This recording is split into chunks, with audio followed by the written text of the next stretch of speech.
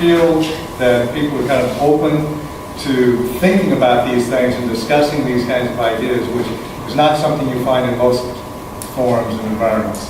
And I got that feel at this table, and I imagine it was happening at other tables also. Great. Well, that's I'll check that in the win column if that's how you felt as a first-time visitor to our little community right here.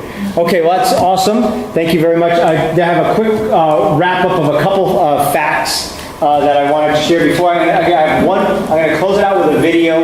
It's a 4-minute video, so just it's a really cool video that Ken did. But I just want to highlight a couple things.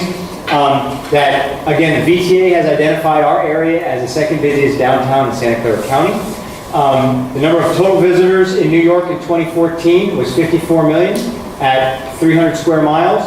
The visitors at Valley Fair last year, 15.4 million, and at Santana Row in 2012, so that's 4 years ago, was just over 11. And this total square mileage, if you will, is about call it a square mile if you want, but it's less than that.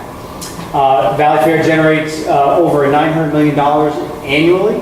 That's of 2015. And there's over $2 billion being spent in private development in our little intersection right now, in this little Winchester-Stevens Creek intersection, between what Valley Fair is investing, what Santana Row is doing in their 5 different projects, and some of the other ones that are happening.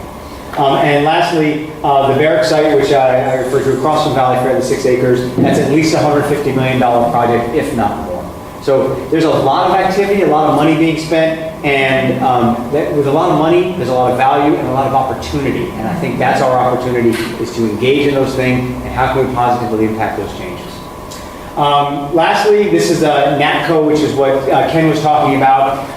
He had a couple, he had a lot of good points that I really liked, but there are a couple I really wanted to highlight. Great cities generate traffic. Traffic does not generate great cities.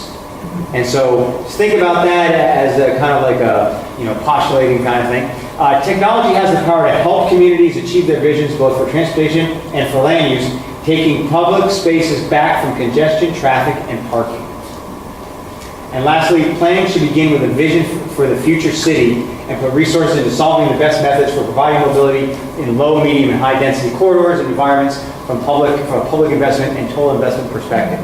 So what are our cities doing to invest in the right technology, the right infrastructure, and the right approaches with our developers, the development community, to build our future city? And I would suggest that if we don't have a vision for what that city does or should look like, that all we're going to be doing is chasing our tails on this stuff, because it's going to be very tactical and kind of in these silos in a very project by project basis, which I think is typically how we're acting. The urban village idea is kind of helping us get our arms around that, which is wonderful. So anyway, that was the point of that part. The last thing is, this is the video I told you about. Gabe Klein is the interview that Ken did last week or 2 weeks ago? A couple weeks ago.